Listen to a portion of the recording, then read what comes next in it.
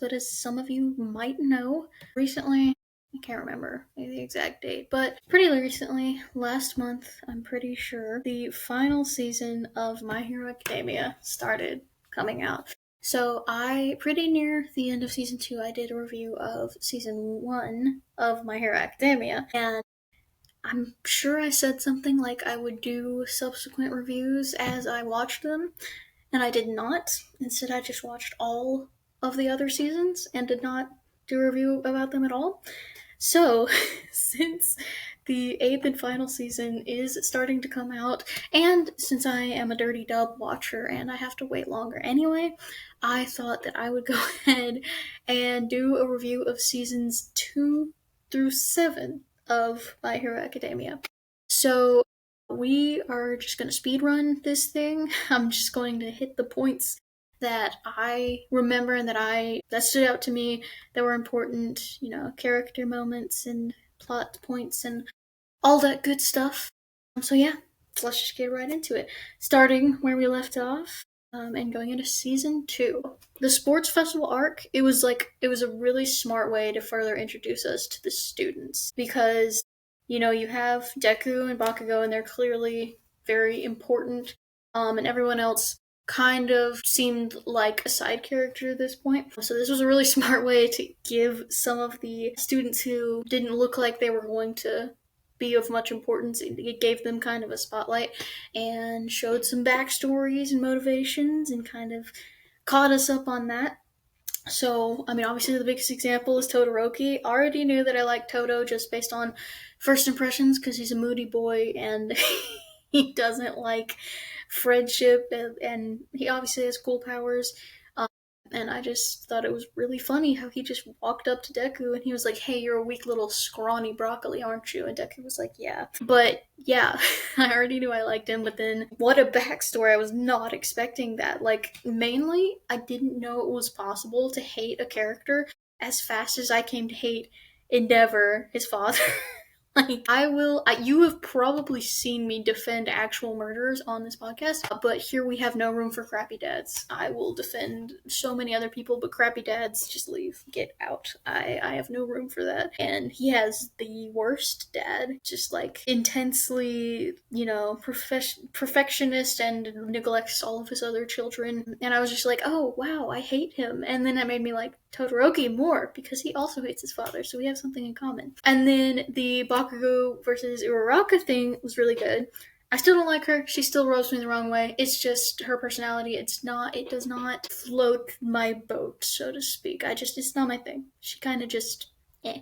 But it was a really good fight, and it was a really cool, just really well done little arc, I guess. Bakugo drinks his respect women juice. We love to see it. I knew he was a good boy from the start. They really did put a muzzle on him, though. That was pretty intense with him and Todoroki. And I really just think it's so funny that Deku was really determined to be Todoroki's therapist while they were fighting. I cracked up so hard when he was like, "Look, you haven't landed a single hit on me." And I was like, yeah, all of your damage is currently self-inflicted. He keeps just breaking his bones. And he was trying to kind of use it as a flex, and it was hilarious to me. And then you have him use his fire finally, and then Bakugo feels like he is disrespecting him somehow by not using his fire, but then they really put a muzzle on him. They really put a muzzle on this child. And I feel like the gauntlets make sense, but what is he gonna do with, I guess he would yell things, but like a muzzle, really? But yeah. So that was really good. And then we got the Stain arc, and oh my gosh, I was not expecting any of this. I was not expecting any of it felt like it got significantly darker.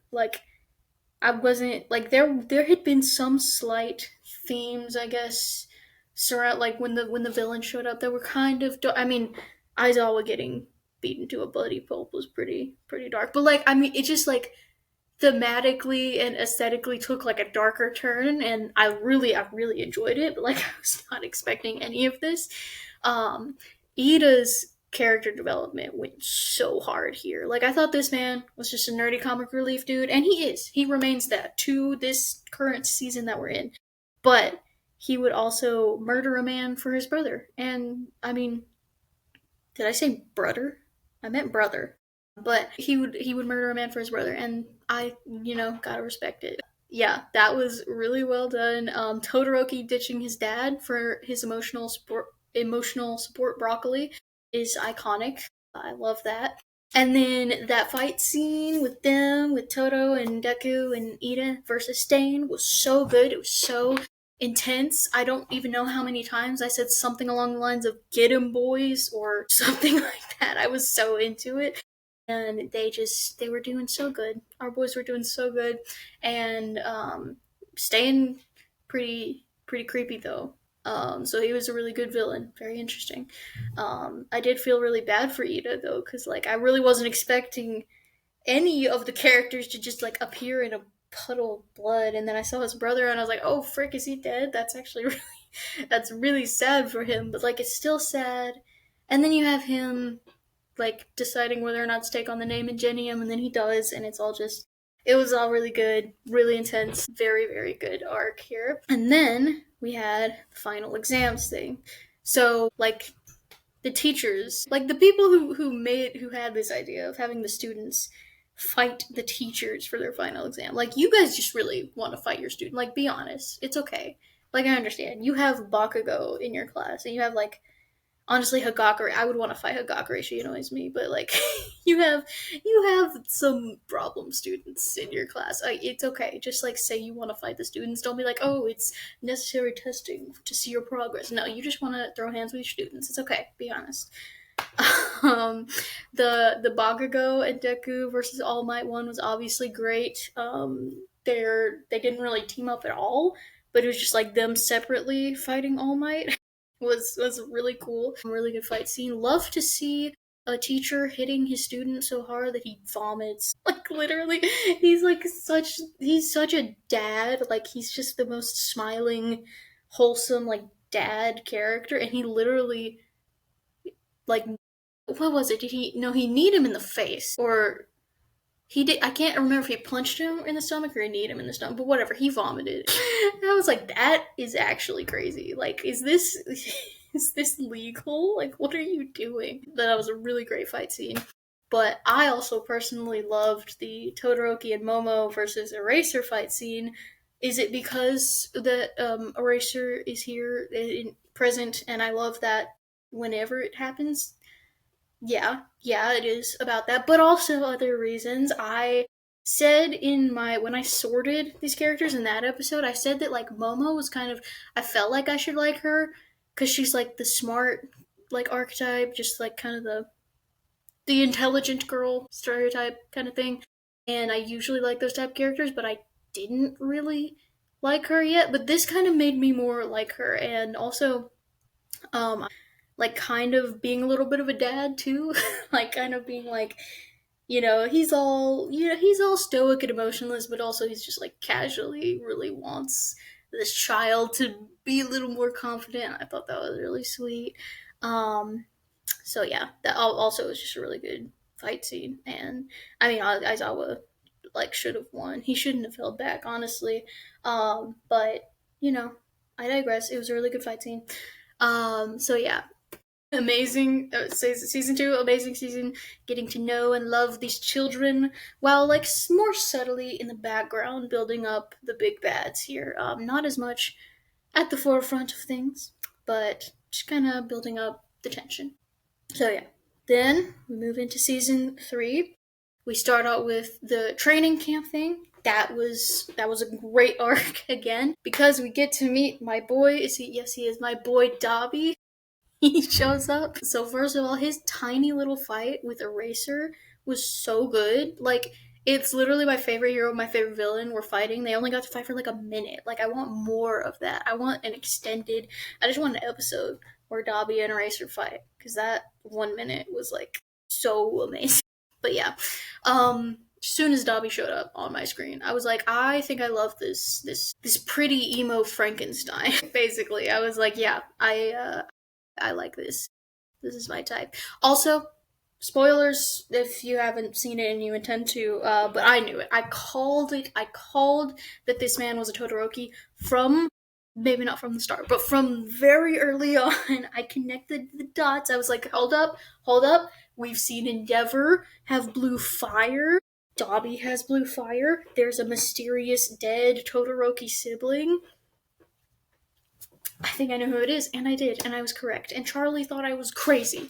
Charlie said he watched all of this with me, but Charlie said I was crazy. He said I was delusional, and I was not. But anyway, we'll get back to that. And then, of course, all of the villains and all the fighting happens. You also get introduced to Toga. I do love Toga as well. Just she's funny. She's she's so silly. She likes to do murders. But yeah, and then obviously it all ends with Bakugo getting snatched. And like that was really like Deku was just so sad. Like poor baby. Like it's so it like he literally this man does not clock how much Bakugo dislikes him. Like he literally is just like, no, my bestie, and Bakugo like literally currently hates him. So I just think that's just amuses me. But he was so sad. But like Deku's thing with Bakugo, like obviously he's gonna be sad. He really likes Bakugo. Like he kind of thinks they're friends. He's trying. But then Kirishima's reaction, like Kirishima, he's the goodest of boys, best boy, and he felt so bad that he literally went and broke the law, gathered a group of friends to go break the law, to go save his friend who does not deserve him. Bakugo does not deserve Kiri. Kiri is so good and he's so sweet and I love him. Also, before this thing, when Ida, like when they were getting their group to go illegally save Bakugo, and Ida was not down with it, and he punched Deku, like the way I audibly gasped, like I was like, this man has been changed. Like season one Idu, season one Ida would never. I was so shocked. But yeah, so that was, and then they got their little group and they went and they're on their mission to save Bakugo. And then you have All for One showing up, him being all intimidating and the big bad and everything. And you finally get to see him's ugly face. Also, I killed Best Jeanist. Let me explain. I did not like him from the start. Did not like Best Jeanist from the start. He's weird and he's just a weirdo, but not in like a fun way. He's just weird. I don't like him. And I said I kind of hope this guy dies, and then he did. Well, I thought he did. Stupid came back. I thought I got him, but he came back. But like when he actually kind of died, or at least I thought he was dead, I did kind of feel bad. I was like, oh, maybe I shouldn't have said I wanted him to die, because now he actually is dead. Now I feel bad. But then he came back, and I was like, darn it. But this, of course, leads into the the obviously iconic All for One versus All Might fight, which was very incredible, very intense, and obviously super important, and marking the end of All Might's time on top. And it was just super intense and epic, and you get to see like the kids watching it, like especially Bakugo and Deku, like watching him and like cheering him on, and everything being super tense, but him winning, which is like really great and like satisfying, but then losing one for all. And so it was very important. Everything was built up really well, and that just it was really really well done. Very intense, very awesome fight.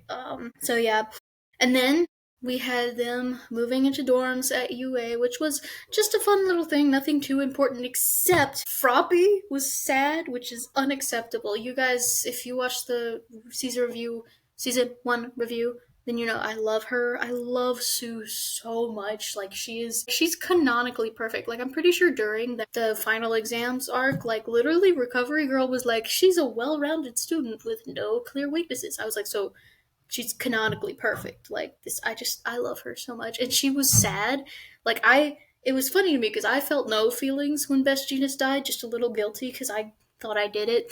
Um, but like when Frog Friend was sad, I was like, no, this is unacceptable. Somebody comfort this girl immediately. And then maybe me loving Kirishima so much began when he was like immediately went and comforted my girl. I was like, this is a good man. I like him. Yes, like that's exactly That's exactly what I wanted to see. Good for you. And but yeah, that was just like a really sweet little bonding moment. And now she's not sad, so everything's fine. Like, as long as Frog Friend is happy, I'm happy. So there was that, and then we moved into the hero licensing exam, which, to be honest, it was not my favorite arc. It was like a tad bit boring to me, mostly because the Shiketsu students are they really mean nothing to me other than comedic relief, except for Deary, the heck, Kiri, Dinky, and Bakugo teaming up against the nasty meatball boy.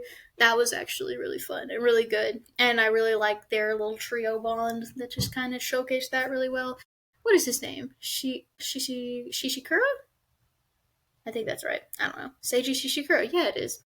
I remember that because I've been playing the game My Hero Wants Justice 2, and I remember Seiji Shishikura, his name being announced. He's a really bad character. He's really easy to fight. Anyway, so yeah, that was really good. The rest of it, it was just a little boring to me. Could have done without it. But after that, you get Deku versus Bakugo, which was such a good fight scene. Like, I would put this fight scene over All for One versus All Might. Like, I see All for One versus All Might.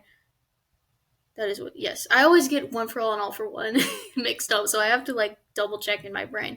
But that fight, I always see it making the top of the like top My Hero Academia fights list, and like for good reason. Obviously, it's very iconic and important, but this one would top it for me. Deku versus Bakugo, just like obviously for what it means to the stories and the character, but also just as a fight scene. Like, it was so good. The visuals and the like fight choreography, everything was so good. It almost felt more grounded. It was more like actual like striking than quirk moves, which made it really intense and kind of like personal. Um, and then after the whole thing kind of winds down, we learn that Bakugo's just a baby boy with an inferiority complex, and like I already loved him because he has anger issues and he amused me, but this was genuinely like so heartbreaking. Like, literally, props to the VA. I don't care. I don't care what you say. You can watch sub or dub, but like this dub, to me, this dub is elite. Like, literally, this scene was a good example of that. Bakugo's VA. I do know his name, but I don't really know how to pronounce it exactly. But just amazing, amazing performance. It was really so sad, and he was like trying to be tough, but also having a mental breakdown, and it was just like it was so sad. And it was just such a sweet, like, it's just like a bittersweet little moment because it was like, Dad might trying to comfort him, and him like kind of getting character development, but also still having anger issues and not really developing that much. We just kind of get to see why he is so angry because he just has an inferiority complex. He just wants to be good at stuff, and it was very sweet. And then right there, squeezed at the end of this season, we meet the big three. My basic thoughts on the big three: Mirio, far too happy, Kirby eyes, and naked, so not a big fan. Nejire annoys me because she's always like, hey, shut up, Nejire. And then, but Amajiki, that's my boy, my like that angel. Like, the amount of love I have for this sweet depressed man is honestly a little problematic. Um, but yeah, I was like, this boy has depression. This boy has social anxiety. He has pointy ears. Like, give it to me. So yeah, Amajiki's great. The other two, whatever. So yeah, another great season. A little boring stall in the middle for me with the licensing exam, but still amazing, amazing season. Everything else makes up for it completely. All right, season 4. We meet this overhaul dude real quick. The big villain of this arc. I thought he was just like a sick, like cool looking villain with very dark and twisted and fascinating plans and all this stuff from the start. Also, just thank him so much for killing Magni. That, like, that just, yeah, didn't like that character. So bye bye. And we also meet Night Eye, who he just rubbed me the wrong way instantly. Like, why does he have such disrespect for our good green boy? Like, Deku, like, Mirio's not all that. Like, you need to calm down, honestly. You're like, Mirio is the next number one. Like, But like you act like Deku is a piece of garbage. So just like chill out just a little bit. Just calm down. So yeah, did not like him from the start. And then we get Aerie. So at first, when I saw her in like the intro scene of this, I was like, "Who is this unicorn child? Is she important? Like, why is she here?" So in summary, now I would die for her. Like, not to be dramatic, but was not expecting a storyline on child experimentation, but okay, like sure. And the only thing I like about like this gave me the only thing that I like about Mirio, which is his big brother instincts. Like I have to respect the older sibling instincts as one where he was just like him and Deku both were just like, okay, protect this small child, like get this child out of the situation, and protect her. So gotta respect that. Can't hate everything about Mirio, I guess, but most things. So yeah, throughout Aries' entire rescue mission, it felt so long to me because I just wanted to see her okay. Like I was so tense, and I was just kind of like, can we just get to the end of it? Can I just see her? Like, can she be okay? But we did get some awesome spots for characters during the whole raid on the Shie Hasaikai. Like my boy Amajiki got his moment. Like I was so hyped for him. Like honestly, go off, King. You are Sun Eater. Like yes, absolutely. He ate a crystal. I don't know how that's possible, but like yeah, pop off. Good for you. Love it. And then we got a moment for my other boy Kiri.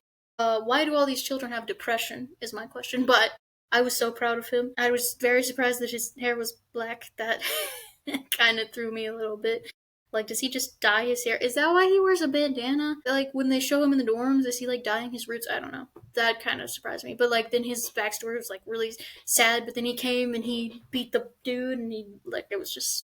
I was very proud of him. Very good, my boys. Also, a smaller detail, but as the League of Villains is kind of working behind the scenes here with the Chie Saikai, we do get to see how like sweet and wholesome, like unfortunately sweet and wholesome Twice and Toga's relationship is because they're villains. It's like the whole thing that they're both genuinely just mentally ill and they're attempting to help each other with it, but like they can't because they're both crazy and they're not helping each other and they're just being villains, and it's like so sad because it's like almost this really sweet friendship, but like they're villains, they're murderers, and it's just like really sad, just like sad in the end. So there was that, and then of course the whole thing culminates in Deku just getting the body overhaul, which was so satisfying. And Aries safe overhaul gets absolutely wrecked, and it was all great. That was like that was the conclusion I needed to see. Thank you. The tension finally settled down. And I did kill Night Eye as well because I did the same thing as I did with Best Jeanist because, like I said, he rubbed me the wrong way. So I was kind of like, ugh. I was like, oh, haha, I killed Best Jeanist by saying hope he dies. So I hope Night Eye dies. Totally, I meant it as a joke, and then Night Eye did die. I felt so bad. Like that scene was so well done and so sad, and everyone was crying, and I was like, well, now I feel well. Thanks a lot. Now I feel like a jerk. And then just that was really good and so sad. And I'm sorry I killed him, but yeah. Then we move on to the school festival arc and Gentle Criminal. I'm gonna be honest, I did not really like him as a villain. He kind of bored me, and he's like, what the heck is going on between him and La Brava? I need to look up their ages, but maybe I shouldn't. Like, she looks like a child. Like, we know that they met while she was in high school, I think, and I just. I just want to know the age gap. That's all. Like, is it? I can't tell if it's a romantic relationship. I think it is, but like, I just need to know that she's not a child. Like, that's all. I just need to know that she's not a child. So, yeah.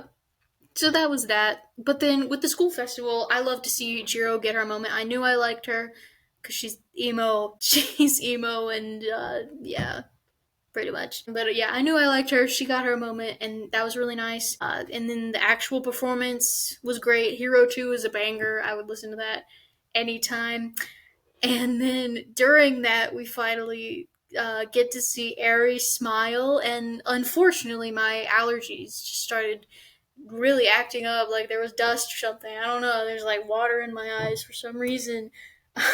But literally, like I had seen the video for Hero 2 before I actually understood it in the context. And so when Mirio was like, "Oh," when Mirio was like holding her up and he was like, "She's smiling," and then he said, "Sir," I didn't know what that was about. When I just watched the video, I was just like, "Okay, I don't know who Sir is. Is he calling Deku Sir?" Like I didn't know what it was about. And then now that I know he was talking about Sir Night Eye, he was literally like, "Do you see her?" And I was just like, I'm just gonna look away for a second because like Charlie was there. I'm just like, I'm just gonna look down. There's like dust in the air, so that's unfortunate. But yeah, that was really sweet. And then Deku starts crying because Aries happy, and like it's just very very wholesome, very very sweet. And then at the end of the season, we meet Hawks. Yeah, sure, whatever. Endeavor and the Nomu, they're doing stuff. I don't care. It's Endeavor. But Hawks, like instant. I can't read what I have written here. But I I like him. Let's. I like Hawks. Like he's kind of the MVP of that the fight with the Nomu. Honestly, Endeavor would have died if Hawks wasn't there. So like, does he even matter? No, it was all about Hawks for me. So yeah, Hawks definitely my type of character. Instantly, really really liked him. So great season again. A little bit gentle criminal, kind of a boring spot, but everything else made up for it, you know? So yeah. Then we get into season 5. We start out like he really trying to pretend like class B matters. That's so silly. That's so silly of you. Okay, I'm kidding. I like Kendo and Monoma cracks me up, but like honestly, the rest of them, you know, they're there. They don't bore me necessarily. I just kind of like, they exist. That's cool. Good for them. But Shinso, now I like Shitsu. I didn't really think of much of I didn't think much of him when he first showed up in season 2, but now that I know he's basically child Aizawa, like what's not to love? He's just Aizawa's son essentially, and I like obviously that's great. We love Aizawa, so we love Shinso too. Also, from like the stuff in the fandom that I've seen, like I expected more. I expected more of Dad Zawa and Eri, and there was not like much of that at all. Like, is that just a fan art, like just thing they talk about and like headcanon? Because I haven't really seen much of that relationship at all. But anyway, so yeah, Shinso and Class B versus Class A. That was just a fun little thing. We also, but it is important that we find out that Deku can literally use the quirks of the past wielders of One for All. So that is super important, obviously, and so OP. Like almost ridiculously OP, but it was good because they spaced it out. It wasn't like, oh, he was like, oh, I just unlocked 17 new powers. He did it one at a time, and you know, it worked out. And then we had the little thing after class A and class B went at it. We had the little thing about Toto and Deku and Bakabro at Endeavor's agency, which involves Endeavor, so I don't really care. Okay. I see what they're trying to do. I see what they're trying to do with Endeavor's development, and like story wise, it's actually really well done. Like I see what they're doing, and they're actually doing a really good job of trying to redeem a almost irredeemable character. But like I still reserve my right to hate him. Like that's crappy dads. I just can't. So, and then after that, they just like briefly, like literally one episode, they just decide to casually slip in that thing about Kurogiri. Like, holy crap, that was crazy. Like, finding out that he was Aizawa and President Mike's childhood friend who died, and that, like, literally, like, this is literally, like, they're finding out that they're one of the main members of the League of Villains might be a no-mood-up version of their childhood best friend's corpse. Like that. What do you mean? Like even Aizawa's getting emotional. Mike is being serious. Like everything. This is crazy. That especially it's just one episode. Like with you, the way they like space things out between so many episodes, like one fight could go like 5 episodes, and you just throw this in there with one episode is crazy because like this whole thing was just pretty wild and just like just such a good episode. Like one of my favorite episodes to go and rewatch because it's so intense and like important. So yeah, but they just kind of tossed that in there for future reference, I guess. And then after that, we got this yummy little section that focuses on the villains, on the League of Villains. Not even gonna try to hide the fact that I was rooting so hard for Shigaraki in this arc. I didn't really care about Redestro and his deal that much, but I was like rooting for Shigaraki very hard. Like his origin though was genuinely sad, like with his terrible relationship, another crappy dad, but like terrible relationship with his father, the way he grew up and started thinking certain ways about heroes, but also like the way his power manifests. A little bit traumatic. I mean, for him obviously, but for me as well. Watching like, how dare you do the dog like that? Like I knew his power is disintegration. Like I wasn't expecting the dog to just become a puddle of blood and body parts. Like, that really caught me off guard. The dog did not deserve that, but I digress. So yeah, that his whole backstory genuinely sad and like yeah, it was very sad and interesting and intriguing. So that was really well done. And then also Toga and Twice's backstories, also very sad. Like none of these are just like a cheap way to make a villain sympathetic. Like these are just like especially Toga and Twice, they were just like discarded from society because they're literally just like mentally ill. And because they were discarded, they ended up doing terrible things because the bad guys were the only ones who helped him. And it's so like sad. It's just sad because it's like in this arc, you kind of want to root for them. And then you remember that they're the bad guys. They're doing terrible things. And it's really, really sad. So that was all really well done because it's supposed to be sad. I again didn't really care about Redestro and his whole organization or whatever, but they're more power to the league. So that's all they are to me. Just some more, just a little boost for my guys, for my guys, the league. I literally have the League of Villains merch right now. So yeah. Also, I mean, as far as the what did they call themselves? The Metahuman Liberation Front or something. Didn't really to care that much about anybody really in that whole group, except for whatever that guy Getten, the dude with the white hair. He's pretty, so that's the only one I really noticed. We also have throughout this season, we have Hawks infiltrating the league, which he makes such a convincing villain that I was very confused about whose side he was on for like an episode or two. But then I was like, okay, he's still a hero. I kind of wanted him to be a villain, not gonna lie, but he wasn't. He was a hero, and that was really, really well done, and obviously setting up a big thing for the next season that we will get to talk about. So yeah, that was a great season. A lot of great setup there, mostly. So yeah, really fun season. And then next, we go into season 6, just right into the big battle with the heroes versus the League and then the Liberation, whatever thingy. So many important things happen here. Like, where do I even start? I guess let's start with Mirko. Like, on my notes, it just says Mirko like 4 times in all caps, which I guess I have to explain what that means.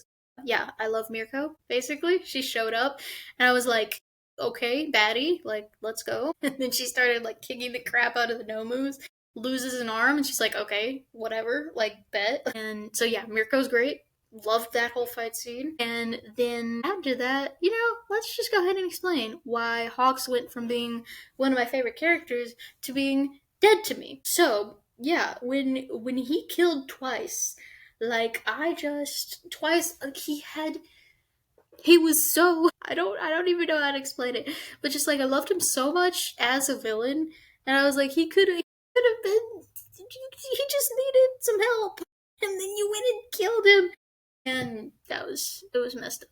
It was messed up. He deserved better, and like he was literally like crying, and Hawks was just like surrounding him with feathers, and he was like so scared, and the last thing he wanted to do was go see Toga. Like I was so sad, and I was so pissed at Hawks. Like literally, I was like, don't even speak. Like I was like, Hawks is dead to me. Like I hope Dobby, like I was rooting for Dobby in that fight. I was like, I hope Dobby burns him into a crispy chicken nugget. Like honestly, I was so mad at him. Like I just twice just deserved so much better than all of that. But yeah. And then speaking of Dobby, we finally get the reveal that Dobby is Toya Todoroki.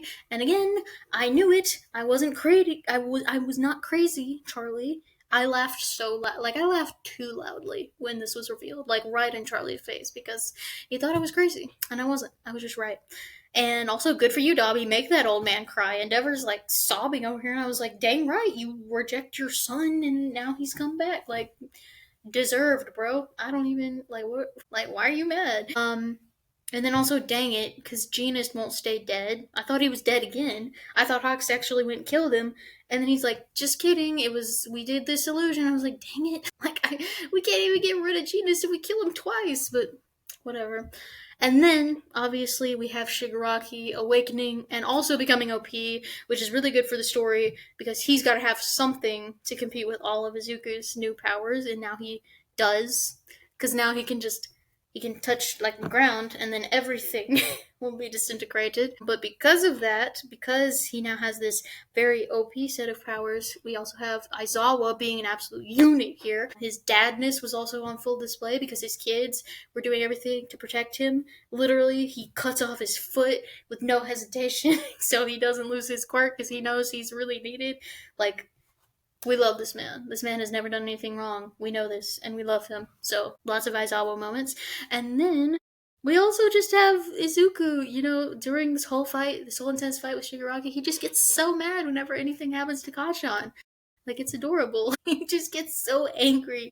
And I thought Bakugo was dead here. Like, I thought the Bakugo died for just a second, but he was okay. He just got a little stabbed. And then Izuku gets super mad. And then the fight kind of ends in a stalemate, I guess, you know. We also get, well, oh yeah, also Midnight dies. Like, I never liked her.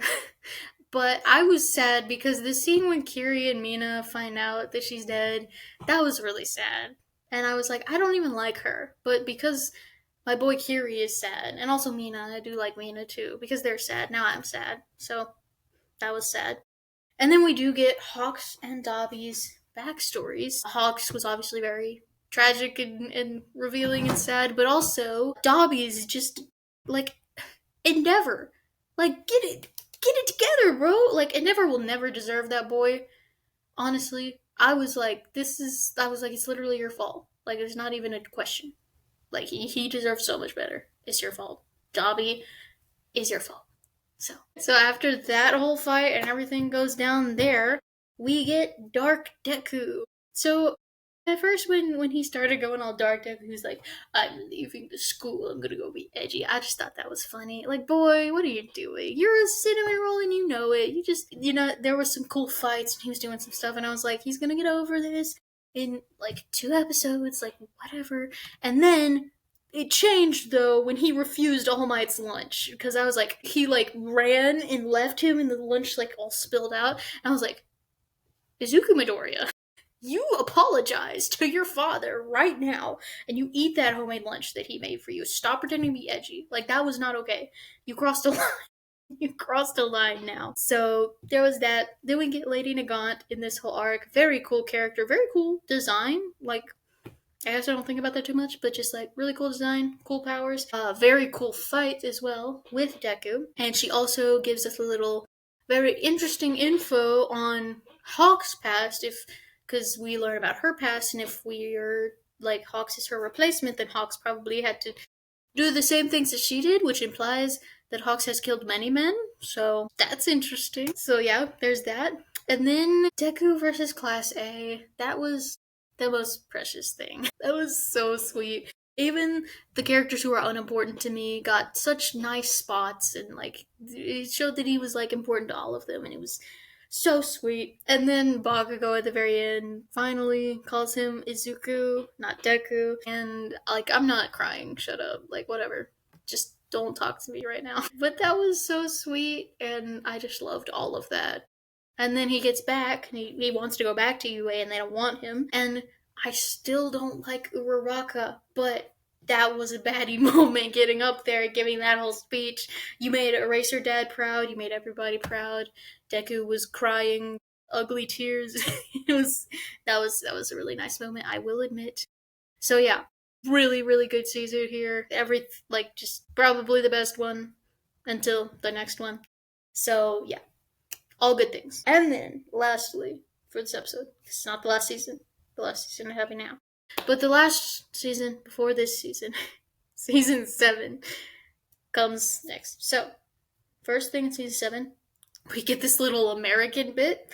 So, Star and Stripe did seem like a baddie, and that fight with Shigaraki was really good. Like, she came pretty close to killing him, and she took away a lot of his quirks, which is impressive and important. But first of all, that costume is the ugliest thing I've ever beheld with my eyeballs, and also she died so fast. like, their fight was only like 2 episodes. She was gone. I mean, she tried, but she clocked out pretty fast. Also, do they think that like all Americans are that jacked? Because like, I mean, obviously we are. We're all super jacked and buff like that. But like, is that what they think? And then after that, we find out that Aoyama is the traitor. He's been talking. He's been giving information about UA to All for One. Honestly, I never trusted this fruity cheese man. Like, not fruity cheese, fruity this fruity man who likes cheese. I never trusted him. He was always annoying to me, so I wasn't too devastated. Honestly, I thought Aizawa was way too soft on him. Like what happened? Like Aizawa, you have expelled like you have been implied to expel a lot of students, and I'm pretty sure none of these students you expelled were literally conspiring with a mass murderer. But you're not going to expel the one who was known to be working with a mass murderer. Okay, favoritism, whatever. But again, Aizawa was perfect, so I guess it's okay. And then all of his friends were also like, that's okay. I mean, obviously it was more intense like that. And then, I mean, I expected that from Deku because he just is a good boy. But like all of his friends were kind of like, that's all right. um, but yeah, so that was a big deal. And then after that, we just jump right into the final battle. So I really liked how this whole thing kind of started out with more like side characters getting to have their moments, because we had Shinso making his reappearance, coming back to trick All for One. His quirk's gotten better, he's trained more, and him coming back, being able to be a part of the plan.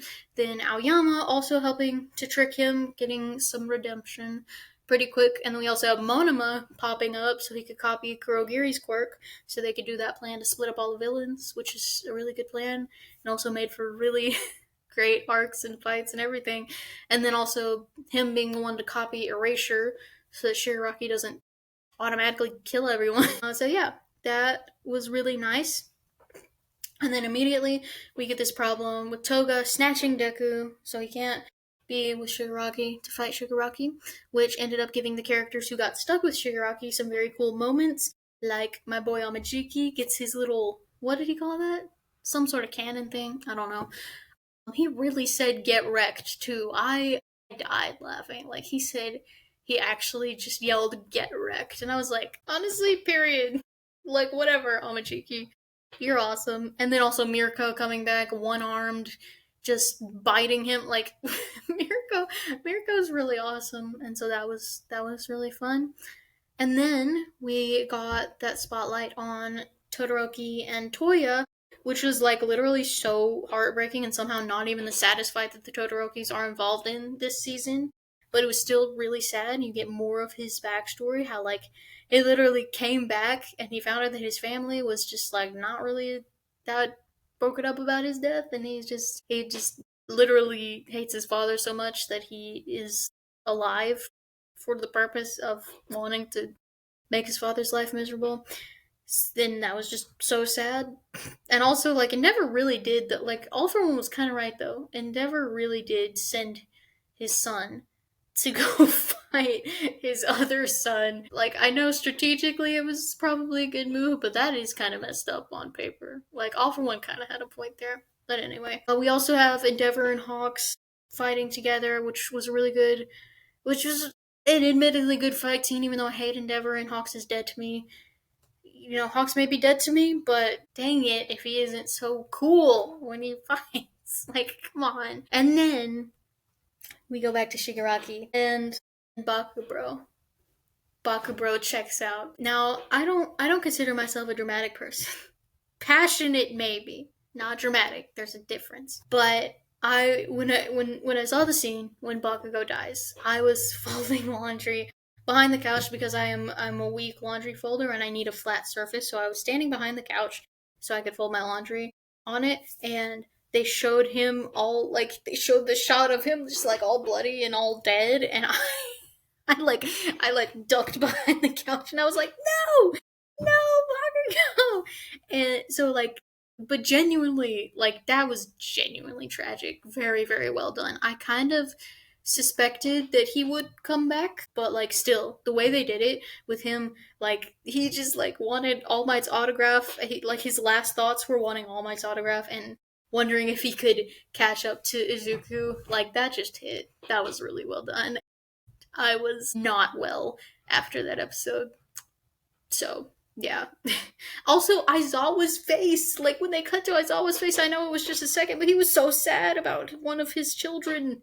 Like, it's literally, like, they're his sons and daughters. Like, you can't convince me otherwise. Like, that is a father. He was so sad about his boy. Like, he never makes any kind of emotional faces, and he looked so sad like when this happened. So there was that. And then of course Deku gets back and he sees it and then he's like, oh, well, I think I'm gonna murder this guy. Because, he don't mess around with his Kachan. So that was just so well done and very tragic. Terrible, but in a good way. And then we get another fight with Dobby. And honestly, that was the closest I've ever been to not hating Endeavor.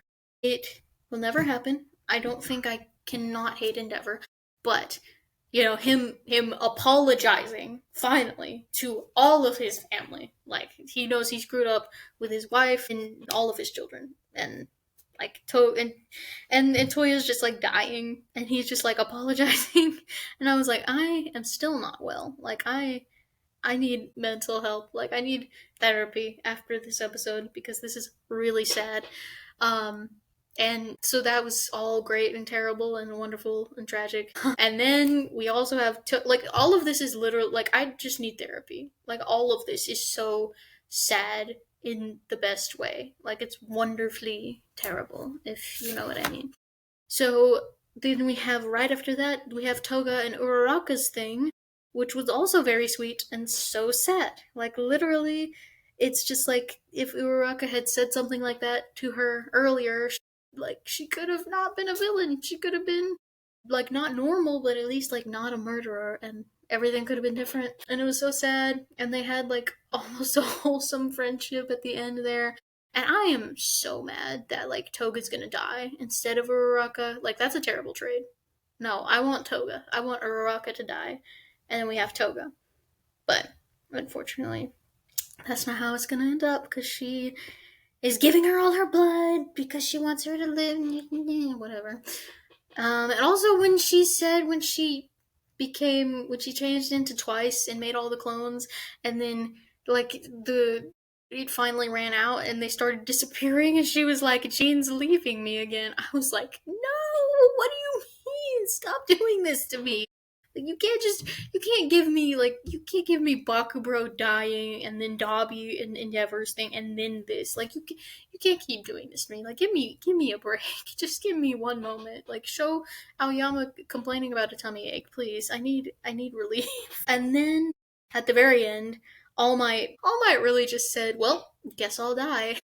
Like he really went in there and he is like a 50-year-old man, just a skinny 50-year-old man in some armor. Like he really said, I'm gonna go die now. And it was really sweet to see him using his stuff inspired by the students though, and also just beating up a teenager. Like he wasn't even lying when he was like, oh, it's kind of shameless. Like no, literally you're beating up. Like one of my biggest questions that now that I've seen the first few episodes of the 8th season is, are they eventually just going to be throwing hands with an actual toddler? And it looks like the answer is going to be yes. So there's that. But yeah, then that's how we end it. Like with a ton of stuff set up for that final season. I've already seen a few episodes. It's already so top tier. I'll have to do a review of it once it ends. It's already so amazing. Like, let me just already say, Baka goes back, and that, like, I wished I could like cheer very loudly, but unfortunately, I am in a dorm room with thin walls, and that would have been annoying. So I didn't, but I was so happy to see him back, and it's already top tier. So many things are happening, and I love it all. So there you go. We did seasons 2 through 7, and we're under an hour. So I'm gonna try to wrap this up. Thank you so much for watching. Make sure to like and comment, share, subscribe, and do all the things that are helpful to me. And I will see you guys next time. Bye bye.